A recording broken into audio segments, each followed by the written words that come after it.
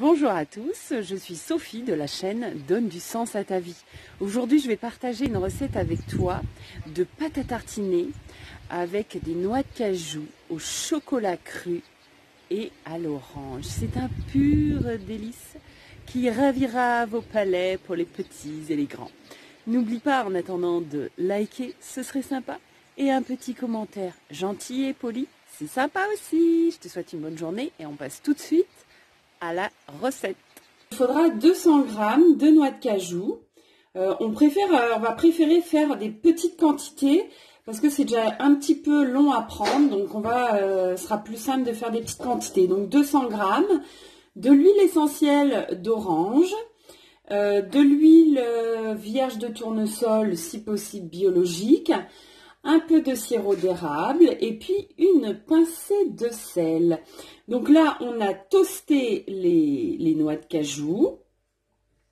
Je les ai toastées 10 minutes, donc bien les retourner régulièrement parce qu'elles peuvent cramer. Mais là, elles sont légèrement dorées, ça donne un petit goût agréable.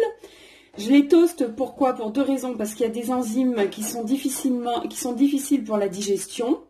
Et deuxièmement, parce que pour que ton beurre prenne, il faut que tes noix de cajou soient sèches et pas grasses.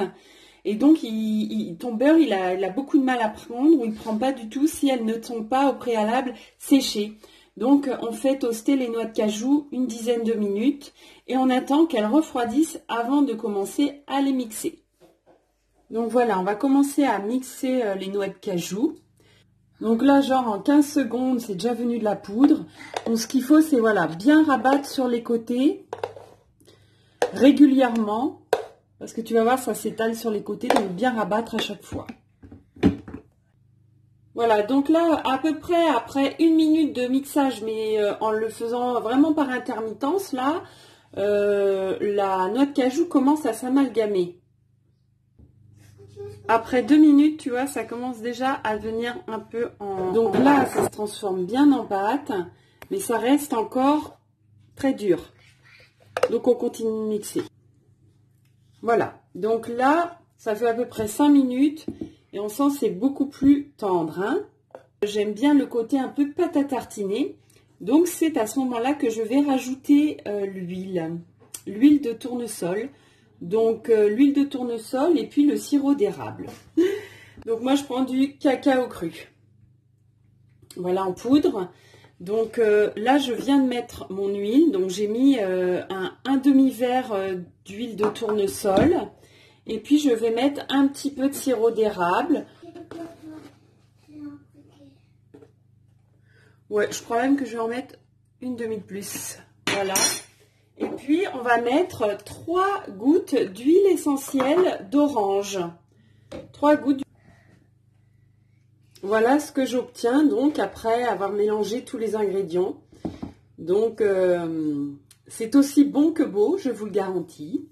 À savoir que le temps que tous les ingrédients s'amalgament, c'est toujours meilleur le lendemain. Voilà, donc après la mise en pot, on a un pot moyen, bien rempli, bien gourmand.